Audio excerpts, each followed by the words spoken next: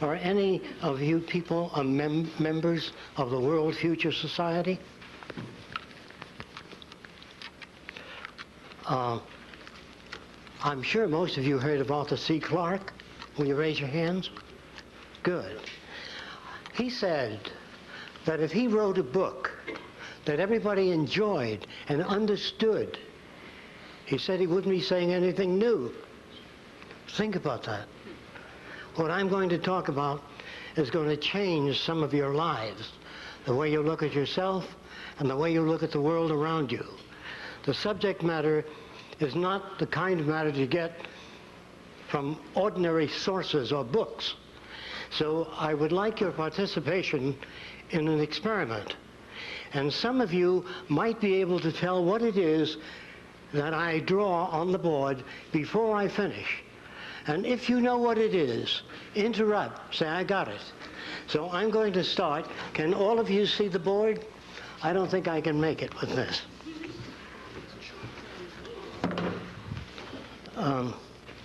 Can all of you see the board? Can you hear me all right? Okay. The minute you know what it is, interrupt.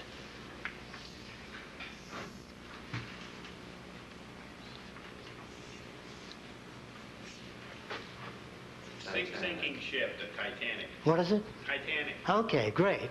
Now, if he didn't call that, remember there's no ship there at all. There was enough bits for his associative memory to put that together. Now, you know that's not a ship. Now, what is this? Some of you older people might guess this. An alarm clock. Who did that? You are amazing. That's no, where's the alarm clock? Well, anyway, if she didn't call that, if she wasn't able to call that, I would have put the legs on it and the clock and Hamilton watch coming, until somebody called it. Now, there are still some that cannot see the ship. So I would have gone all along, put all the windows in, Titanic, everything, till somebody got up and said, yeah, Titanic. Well, this is an attempt to prove that all of us are capable of making decisions and arriving at a conclusion without all of the information prepared for us. That is a unique quality in human beings. We can put things together, and we do not require the accumulation of a great deal of information. In this system, if you understand this system quite well, who would you say this is?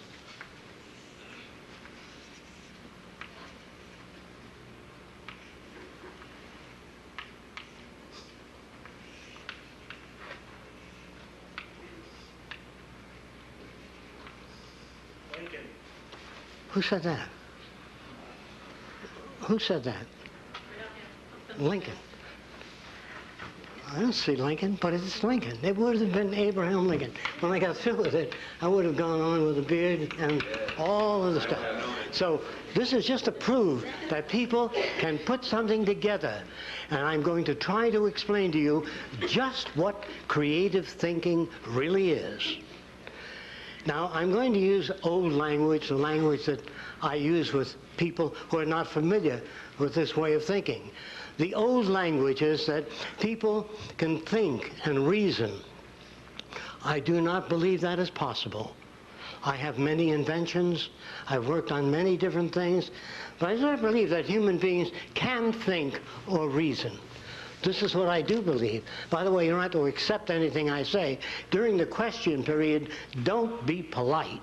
Come at it from all angles. Break it down if you can. This helps me, and it helps you. So when I talk about thinking and reasoning and putting things together, we're talking about the forces that shape human behavior. I believe that all human behavior is lawful. That the reactions and values that all people have are perfectly lawful to the environment that they come from.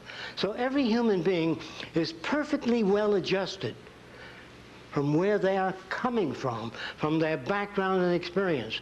If you, as a baby, were raised by the Seminole Indians, you would behave, if you never saw anything else, like a Seminole Indian. And if you were brought up in any other Indian group and you had feathers in your head, in your hat, in your headgear, and you were dancing around the fire, and I walked over and said, "That's ridiculous. What are you dancing around the fire with the feathers for?"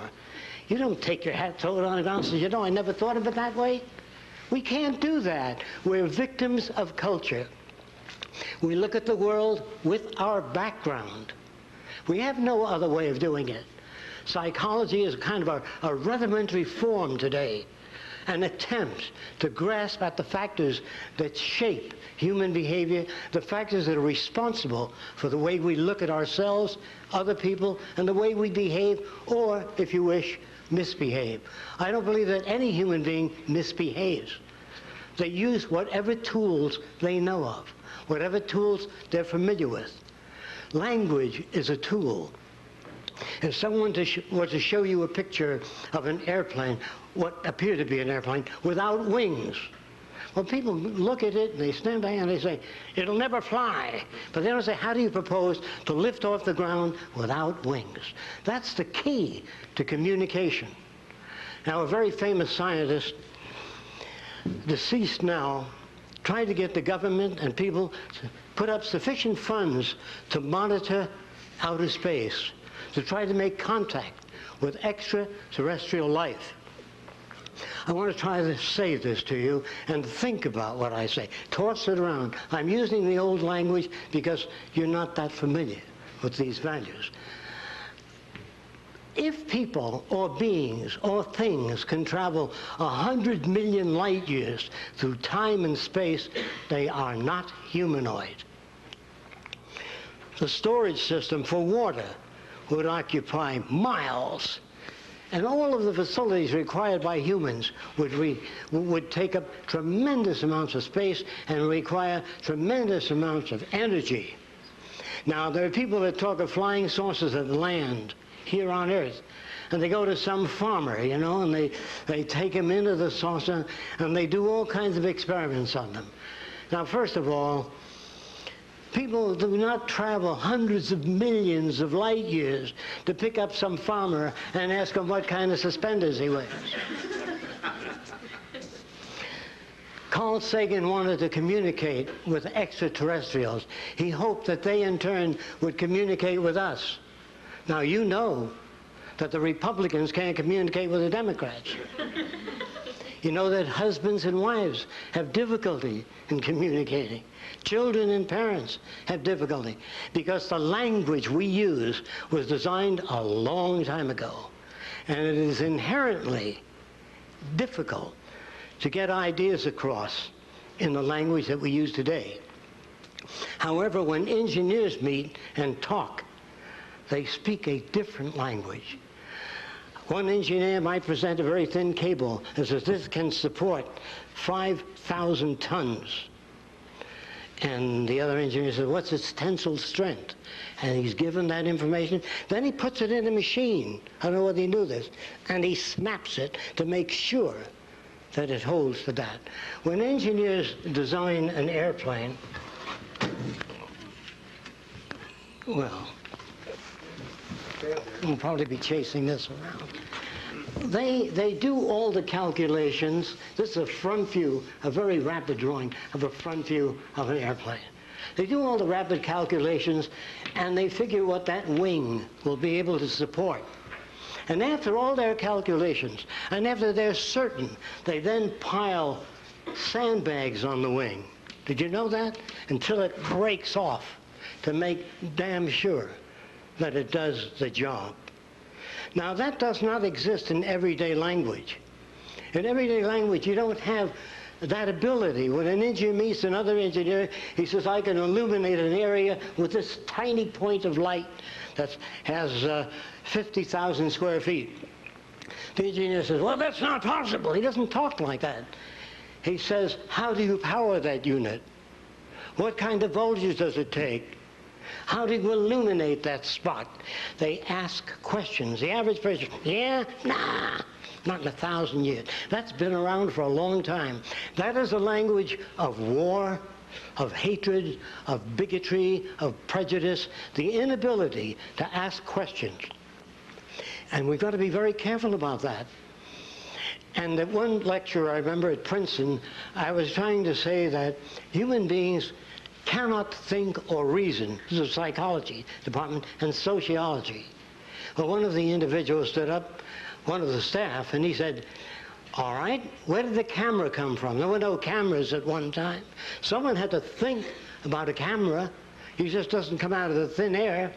And after doing a lot of work, many years ago in ancient Egypt, or if you live out in the country, or have lived out in the country, if there was a hole in the barn wall, that is, a nut was knocked out, the cows on the outside appeared on the wall of the barn, upside down.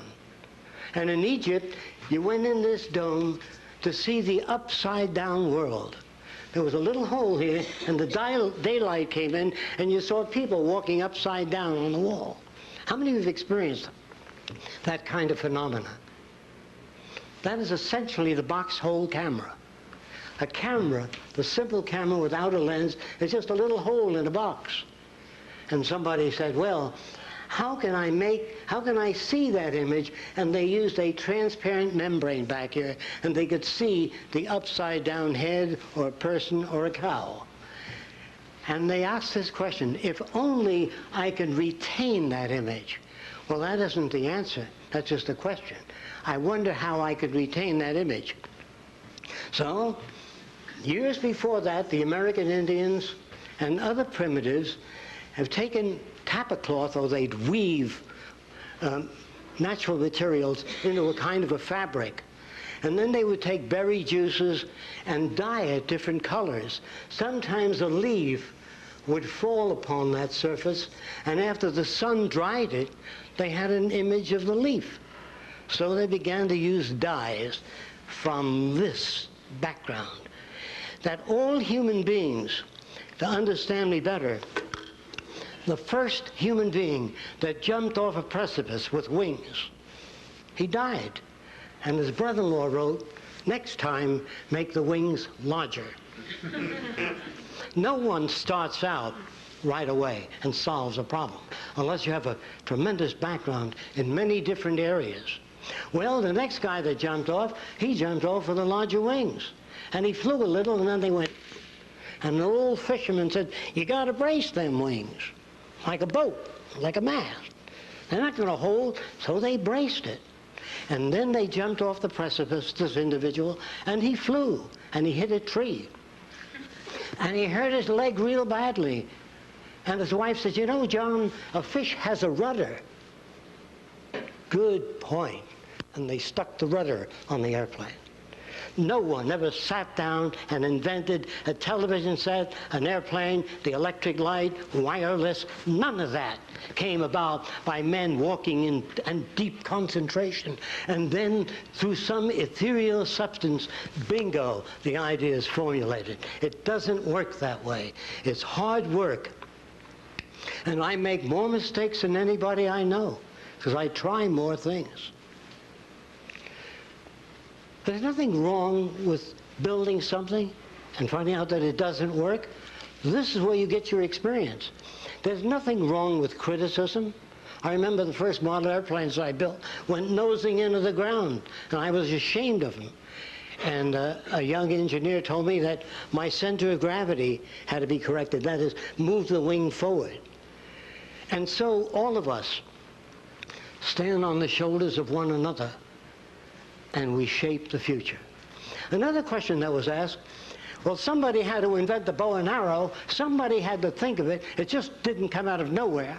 Well, I talked to many Indians, and after talking to many Indians, this is what I found out, that Indians used to skin animals, and this is a lousy drawing of the skin of an animal stretched out in the sun. When the Indians got back, the skin was half the size. It shrunk and became thicker. And they didn't like that at all. So they cut leather into strips, thin strips. And they took an existing frame and they tied that skin to the frame. Some of you may have seen this. With lace of leather all the way along, prevented from shrinking. But when they cut the strips of leather and put them out in the sun, they shrunk and became fat and short. And they were displeased with that. After many, many years, one Indian tied that strand of leather to a piece of wood, a stick. He split the top, tied a knot, and tied the leather to the stick. When he came back, hoping that it would dry and not shrink, the stick took this form. It was bent. He plucked at it and went, bong. Well, and after many years, somebody took another piece of wood, put it in, and pulled the string, and off it went. Well, if man can't think or reason, where did the movie camera come from? Somebody had to think of that. It doesn't exist out there. Well, here's where it came from. Many, many years ago, thousands of years ago, in China, they used to take a candle, and they'd take some bamboo paper at the time, and put it in front of the candle, and then they'd cut out a little figurine of a human being and put the candle behind it. And as the candle undulated, the little person would dance, and they'd play music. That was the beginning. How did that happen? Some guy had a candle and a piece of paper, and he just happened to be behind it, and his finger appeared to move on the screen. And so he extracted or built upon that phenomena. Then later, something interesting occurred. The Chinese used to take these tremendous scrolls and open them up. Well, they then later taped, or they wired, or they used gut and tied many pages together and built a kind of a pad. But in order to get to a particular page, the Oriental would mark the corner of the page so that they can find with a symbol. And as you flip through the pages fast, that little dot would jump all over the place. Well, years later, an individual drew various successive pictures of a bird in flight and put them down on the corner of the paper and flipped it. And the little bird wings began to move up and down. Well, a Frenchman saw that, and he took little pieces of cardboard and he put them in a circular pattern. I'm going to try to get it down as clear as I can quickly. And he put a crank up here that you'd turn, and the little pictures would go around the circle. And the Chinese had something like this also, and they had a bamboo interrupter that would just hold the picture for a few seconds, a second, less than a second. As you turned it, a man appeared to move across the screen. Well, a Frenchman machined that out of brass, did a beautiful job, and when you turned the crank, the person walked with smoother motions rather than these abrupt motions. Edison saw that unit that the Frenchman designed, and he turned it into this position. I guess I can't work with that microphone. Can you hear me back there? Okay. And what happened is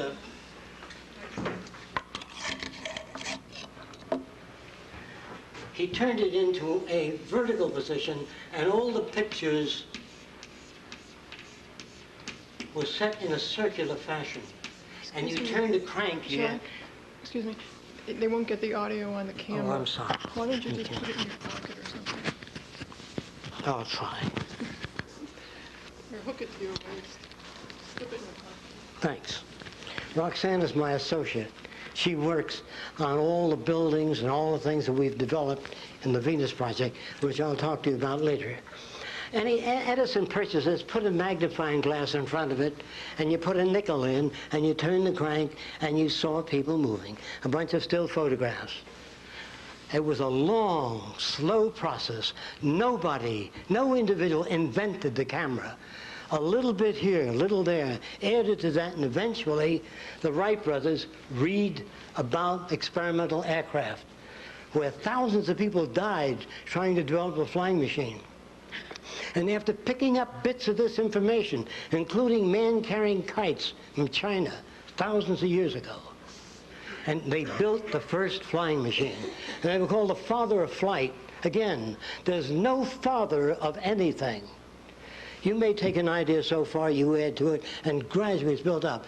A genius is a person that has been exposed to many different systems, and therefore they can come up with a wide range of solutions. A man like Leonardo da Vinci, You think that he just evolved out of nothing? He spoke to people that were interested in mechanics in his time. They gathered and they shared ideas, but you only hear of Da Vinci.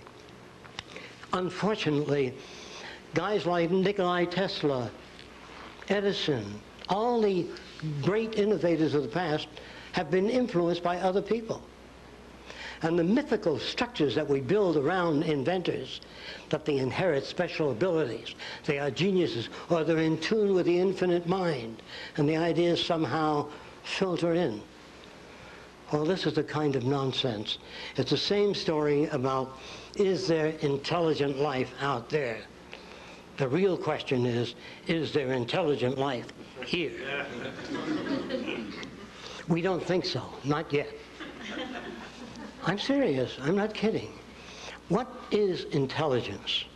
Well, the ability to reason things out. You can't have that ability unless you've had experience in particular areas. An Eskimo never dreams, I repeat this, of walking on a palm-fringed beach. Can you understand that? It is not possible unless he has seen motion pictures or something about the beach. It is not possible for any human being to build a frame of reference of any kind without experience. I know where every invention I ever made came from. I know the influence, the books I've read, the people I've known, everything that shaped those values. And sometimes people say, well, when did you think of that wonderful idea? It was February the 1st? No, it's cumulative bits of information that we put together with experience. So all of the artificial structures and artificiality of all societies, they are all primitive today. They are all backward. The very fact that we use political systems, the very fact that there are Democrats and Republicans and notions about how the world ought to be governed. Now, scientists could not do a thing with that. If you want to put a man on the moon, you have to know what the distance is precisely. You have to know how much material you're lifting up toward the moon. You have to know how much force a human body can stand. Well, to start with, they don't have that information. So they build special devices, a big centrifuge. They put a human being in it, and they whirl it around. They say, how are you doing? And the guy conks out. And they say, well, this is how fast you can rotate certain groups of people. And they build data, and from that data they plan the moon voyage. The question then is, what kind of world do we want? How is it that we want our social system to operate? What makes criminal behavior? What are the factors that make a Jeffrey Dahmer? I'm sure you know who that was. Before Jeffrey, there was Albert Fish. I don't know if any of you remember Albert Fish. Albert Fish was a fine-looking gentleman. He ate 45 children. Well, you wonder, how can anyone do that kind of thing? I'm going to try to give you some idea of the background of Albert Fish. When he was a youngster, about 10 years old, he was touching his private parts. His mother was an old-time Baptist, and she says, you are going straight to hell. You will burn eternally. And that kid, Albert Fish, stuck needles into his genitals because he didn't want to burn in hell. And he took other children into empty lots and cut off their private parts because he wanted to save them. If you're brought up in a distorted environment, which we all live in today, any judge that raps the gavel and says 30 years is an ignoramus because he has no idea of the factors that shape human behavior. When you become aware, if you bring up a healthy boy with about 6 women, and one of the girls says, oh, did I see a gorgeous hat? That boy will pick up the same mannerisms, same facial expressions, and say, oh, I just love that hat. Because if that's the environment, and you're brought up in Italy, you say, hey, what's the matter? You like or you don't like? In other words, it depends on where you're brought up. Did you know that Lincoln was Irish? It depends on your group and the values that you exchange. And if you want a world without war, without hatred, without crime, and without stupidity, it can be arranged if you follow this bit. If we consider at some time, which society will at a later time, I hope it would be sooner, that all of the earth become the common heritage of all nations. All of the resource of the earth, the common heritage of all nations.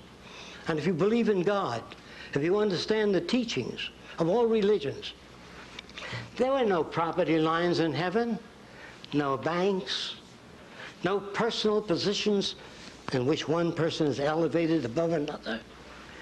That if the earth were the common heritage of all nations and all of the artificial boundaries removed that separate people, there would be no basis for war, no basis for armament. The world you live in is an old world. Its language is old. Its values are old. And our institutions of education fail to touch the social system. You want to be careful. Don't touch that. This is an area that you don't want to get involved in. Well, in order for you to grow, in order for you to make the world a better place, you have to face this situation. I don't say that people are going to sit back and do that. According to all historical records, no civilization, anyway, to my knowledge, has ever sit back to plan the future.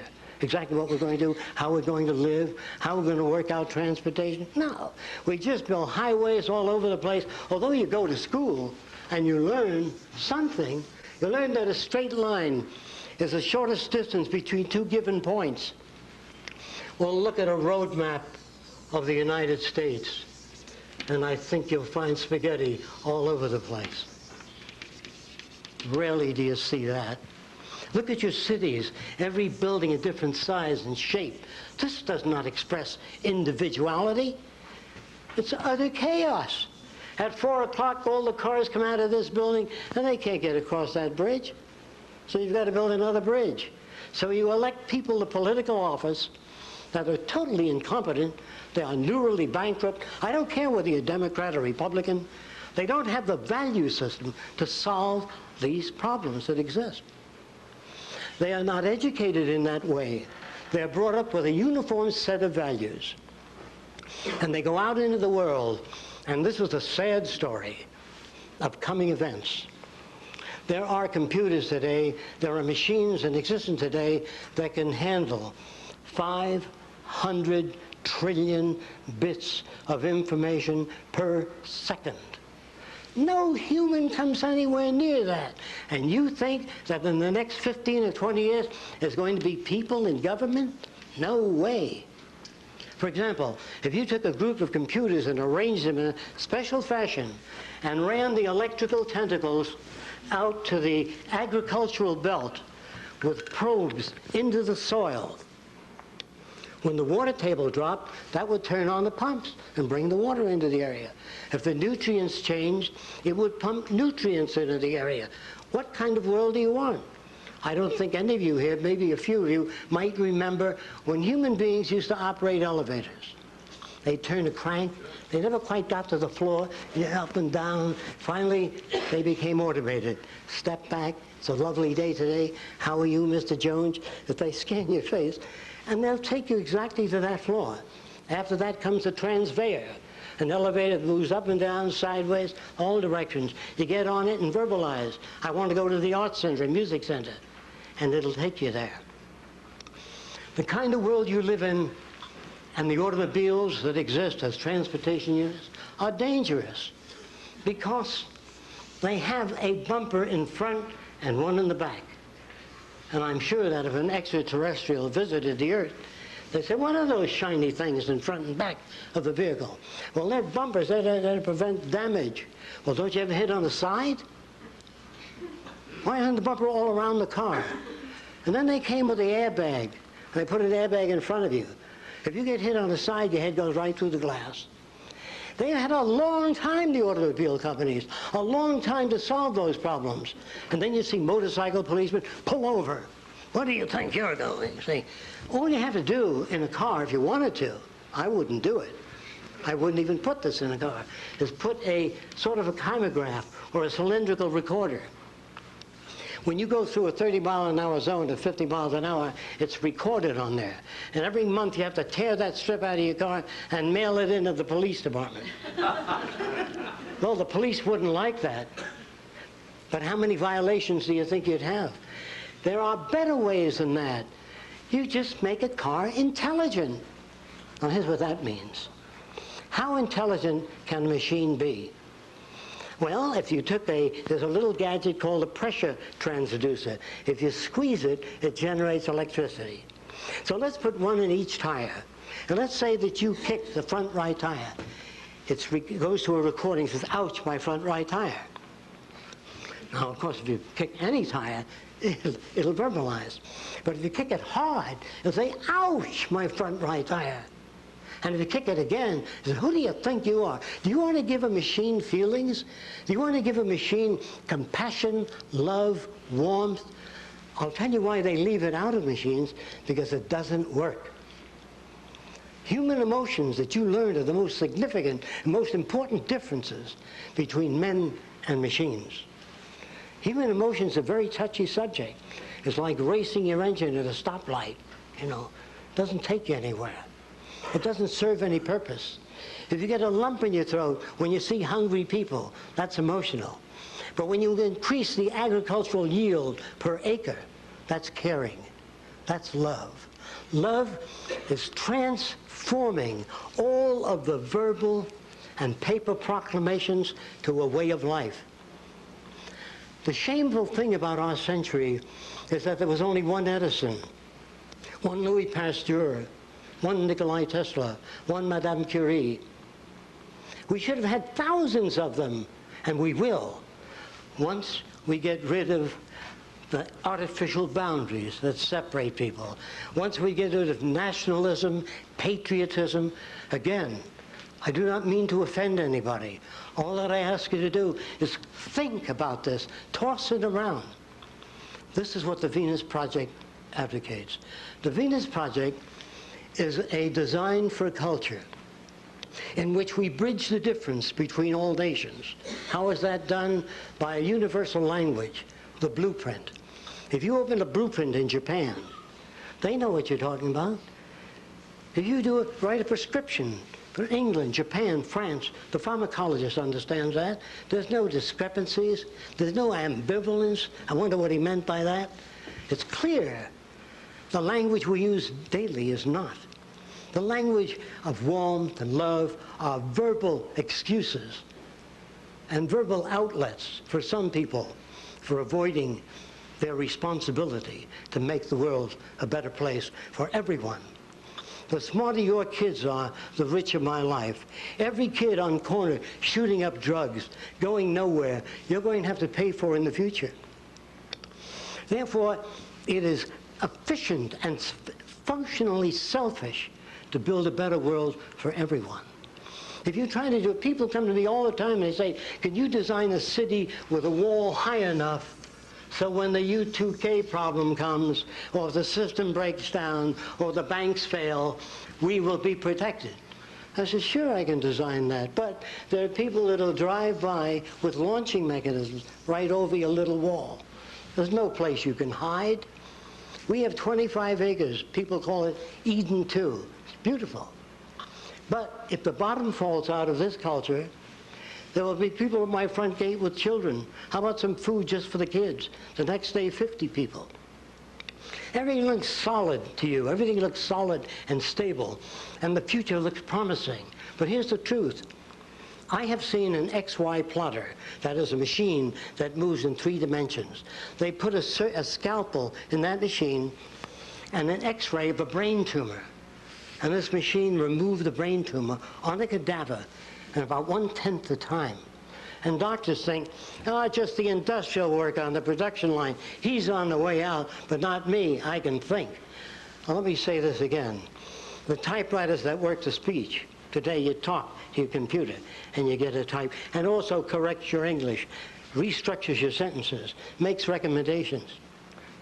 How much longer do you think people are going to be in positions in industry and government making their own decisions. We don't believe that anyone ought to make decisions. We believe that people ought to arrive at decisions. Now here's what that means.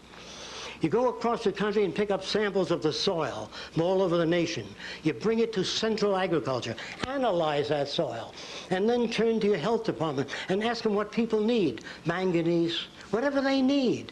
And what is this soil good for? What should we grow? Tomatoes, and then rotate the crop, move to something else.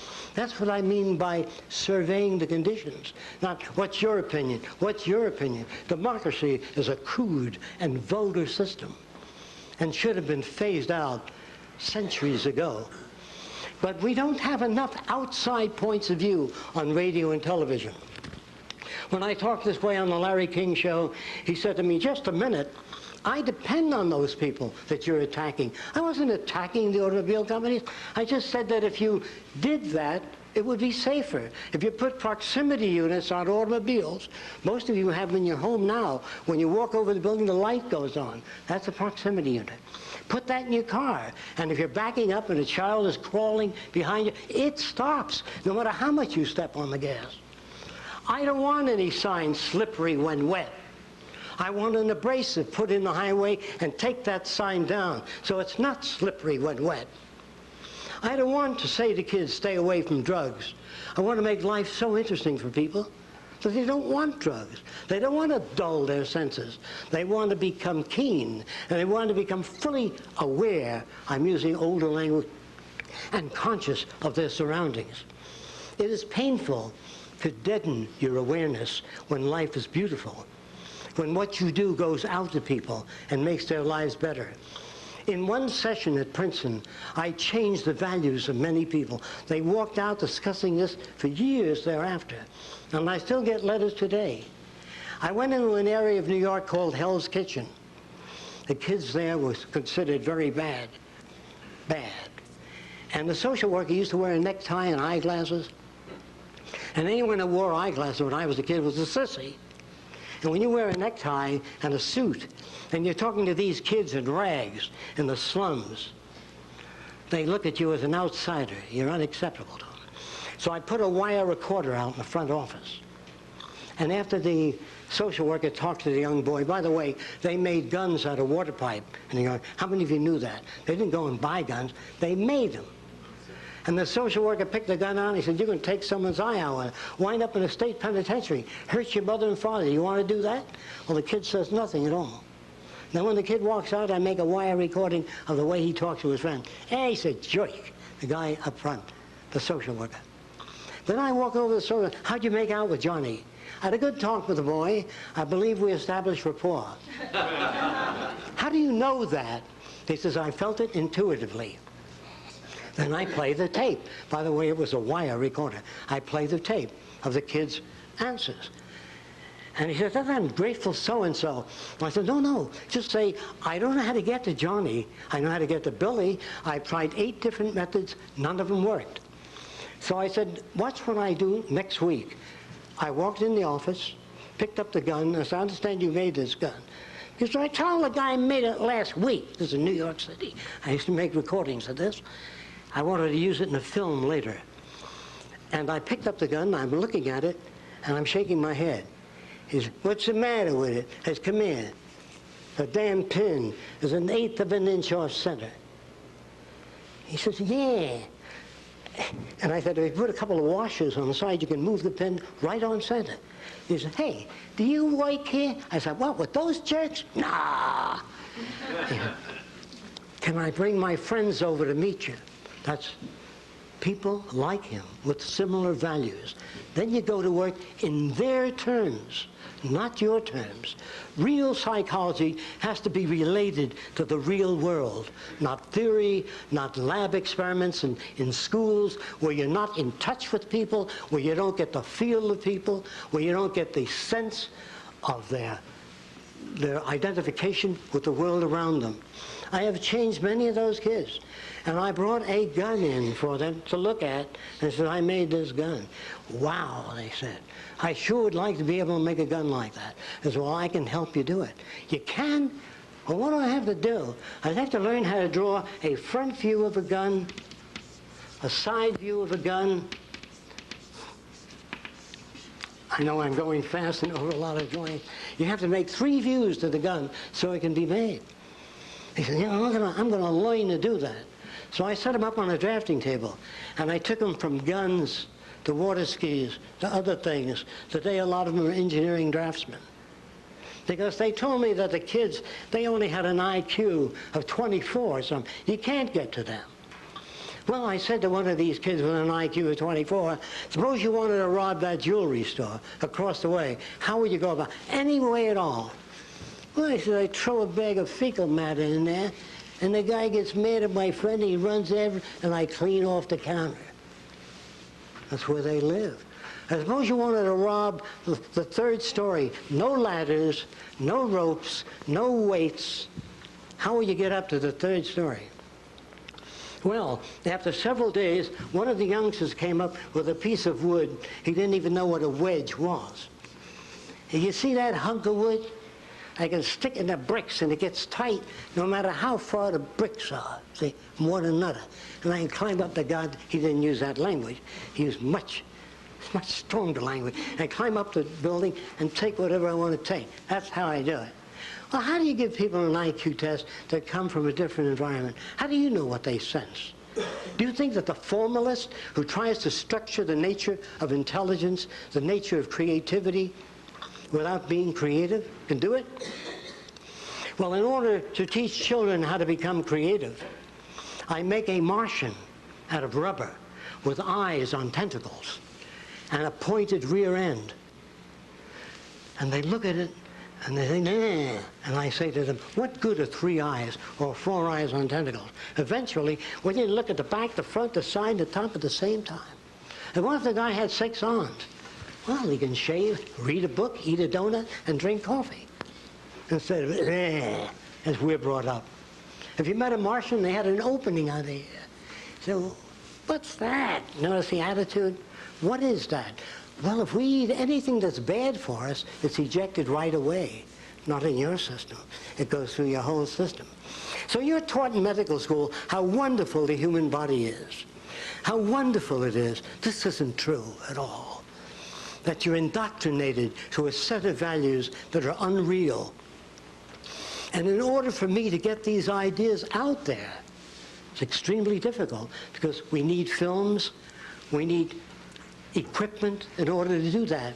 What the Venus Project has to offer is a way of life without ambiguity, a language that has a much more precise form of communication, to change the relationship between people, where the male and female are not given separate roles. Where the female can say, I want to be a biochemist or a physicist, and she goes that way. When you hand a girl a doll, you're placing a set. You're beginning to manipulate the people. Everybody's afraid of controlling human behavior. You're always controlling behavior.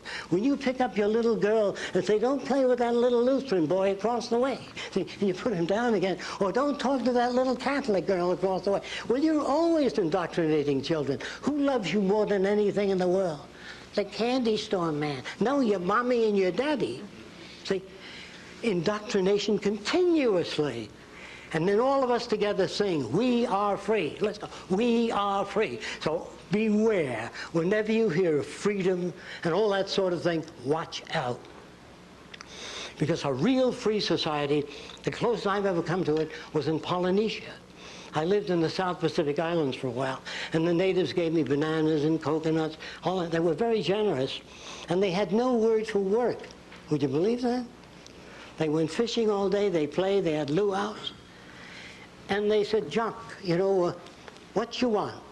And I said, well, I would like an outrigger canoe. And they built one for me. A few days after they brought it to my hut, I heard some rustling outside, and they were all carrying the canoe away. I said, what's going on? Said, you no use. It's a different value system.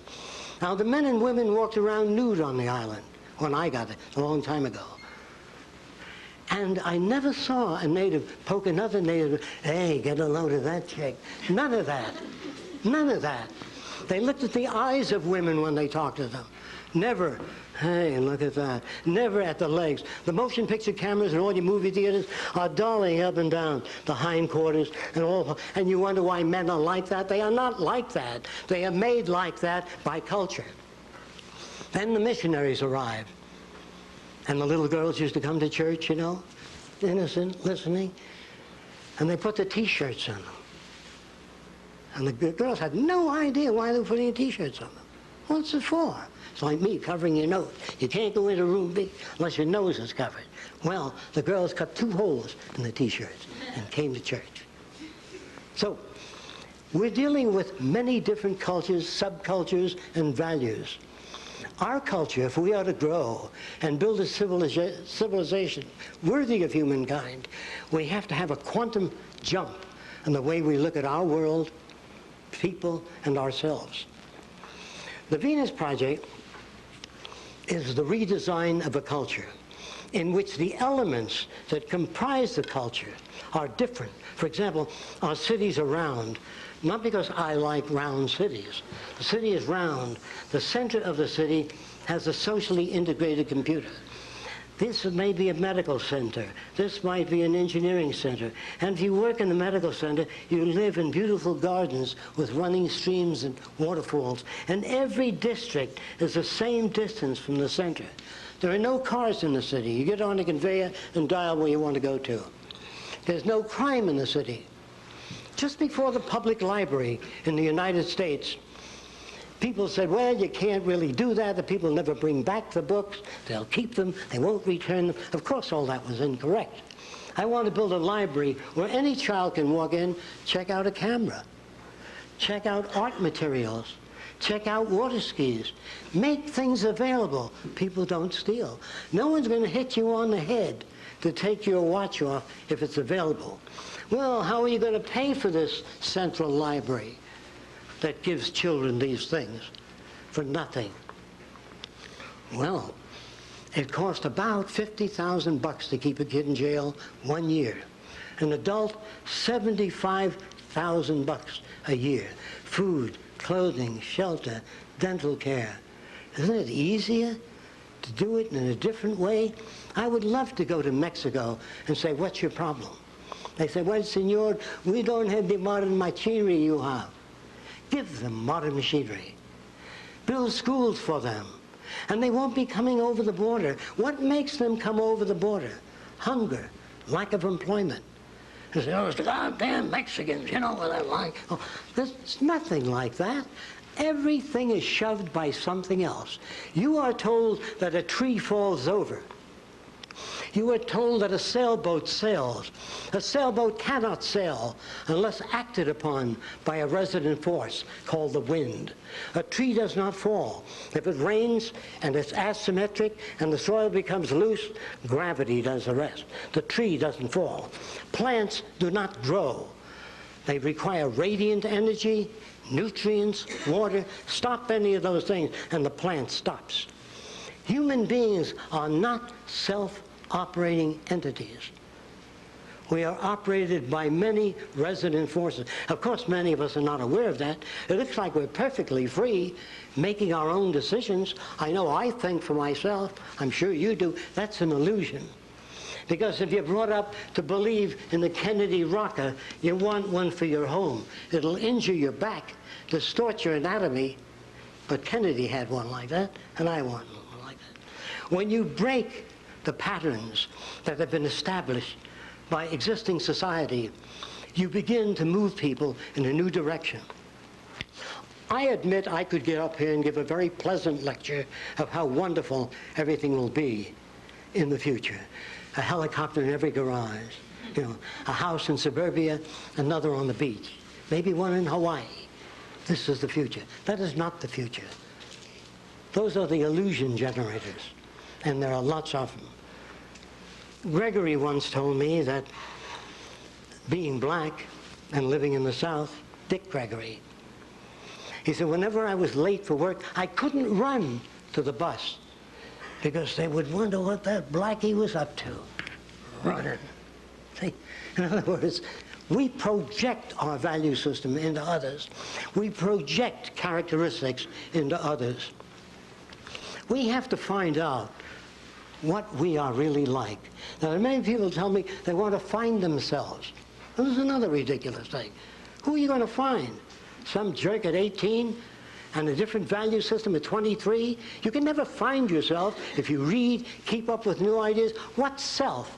The self of 20? When I was 15, I was a jerk. And as time went on, I learned more about many different things and knew how much I had to learn in order to move forward. There is no finding yourself. People come over to me and say, I want to know how I relate to the cosmos. We don't even know how a single cell splits. And they want to know how they relate to the cosmos. What a bunch of verbal crap. Really, it's meaningless. And so, I'm sorry that I only have 1 hour to try to give you ideas along different lines. Generally, it takes seminars. It takes a lot of demonstration and films. I did not mean to offend any of you. I hope that I didn't. Thank you for your time.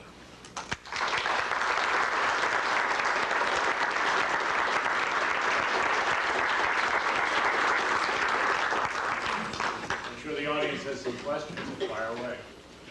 Yes, I teach middle school kids. What do you see? I'm a little hard of hearing. I'm sorry about that. I teach middle school kids, and I wondered some of your philosophies of education. Okay. In that Got the applies point. to you. For example, in our city design, we have big lakes. We've made all these lakes. They exist. It's real. We have modern structures there, all different. Roxanne said to me, my associate, she said, Jacque, I just don't want to draw pretty pictures of buildings. I want to build them. I want to make them. And she did all the cement work. Then one day she came over and she said, how about a swimming pool? And she was with a girlfriend. I said, when do you girls want to start? Well, we never built a pool. They built it in 2 weeks, a beautiful pool. We'll show you pictures of it. And so we built a big lake in the city. And there's a hill in the middle of the lake, about 80 feet up out of the water. And on top of the hill is a craft shop where children can build anything they want to build. But in order to get there, you got to get in a boat and row it. Instead of lining them up and say, come on, everybody together, forward, backward now. Arrange the environment so you have to row to get to the hill. You have to climb the hill to get to the craft shop. And an automobile or anything you build will not go together unless 4 children pick up the car and the others put the wheels on. Instead of saying, I want you people to work together and cooperate and stop fighting, arrange things so that it works that way. That's what nature does. When a fox, a baby fox, sees a porcupine, and says, wait, no, what have we here? He says, I don't know. And he gets close to the porcupine. Finally, he gets a quill, and he stays away from the porcupine. But if you raise your children and try to avoid experiences that had hurt you, and you buy them every toy that they want, you produce a blob of jello. Some degree of challenge, some degree of stress is necessary. And so we build an environment, try to answer your question, with the elements so arranged as to produce what you call creativity. Can I give you one more bit on that? All right. Is there anyone else interested in creativity in children? You raise your hands? Okay. What we do is I ask a child to make a drawing.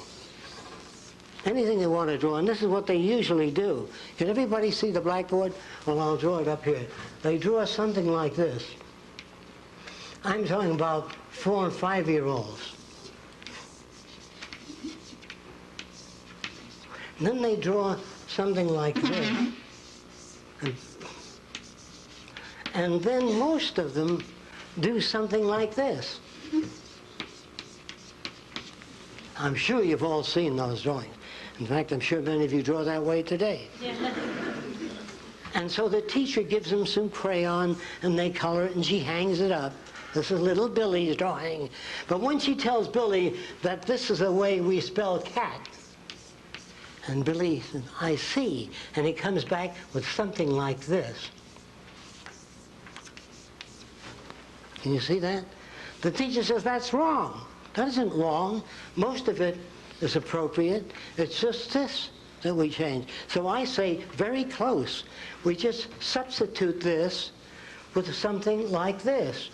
Then the child comes back again with something like this. I say, much closer, much better. Only we turn this around so you can put the A inside of it. Say whatever you have to say to get the idea across. Instead of saying, well, that isn't what I told you. Well, you're just using that child as an outlet for insufficiency. Then I do this with the children. I have them draw the letter T. And I say, which one of these look like a peach pit? The child generally picks this. I say, those of you back there, I'm sure you can't see that, and the blackboard is fully cluttered, and I don't have, here, I'll try to clear an area where most of you can see. The child draws the letter T, and he draws a peach pit in the middle. Then he draws one peach pit here and one there, and he takes out the middle peach pit. Then I say, what is this? They say, that's a bunch of birdies flying. I said, good. You move down a peach pit and a half and draw the letter V upside down. And the child draws the letter V upside down. Then he draws a birdie under the V, one peach pit down, like this. And then he joins another birdie to that and a half round beneath that and one peach pit above. He does this. And then I say to the child, what is this? That's a heart. I said, good. Half a heart from the top of the eyebrow to the bottom of the nose. And they move from that offensive drawing made by the child to this in less than a half hour. And I'm talking about 5- and 6-year-olds moving into this realm, drawing sports cars, turning them around. And we give them crayon and chalk because we want them to bring out their artistic ability. You can't bring out anything if there's no basis or structure for it. If you sit in the woods and meditate on your navel for 3 years, you'll have a tremendously clear picture of the navel and nothing more. So you have to work to get information. You have to arrange things so that it generates what you call creativity. Now, a psychologist in one session said that, well, I know 2 children that came from the same environment, and if environment is everything, one turned out to be a gangster, the other a minister. If environment is everything, how do you get those differences? The minute you pick up one child and start playing with it, and the other stands there with that lip out, you're making jealousy and envy. There's no such thing as the same environment. So when I pick up my little girl, I pick up my older little boy. You never work with one child. Why can't you keep your area clean? Your brother does all the time. You leave all your things around. Well, when he trips and falls down the stairs, his brother smiles, an inhibited smile, of course. But he does smile. So we build these artificialities in the world we live in today. We've got to interfere and change things. Those of you that would like to know more about the Venus Project, we have a video, a tape, and a book introducing the basic conceptual layout of what it's about. Any other questions? I can't go into more detail. Yes? I find your views about the future interesting, but how do you account for human nature? How do I account for what? Human nature. Human nature.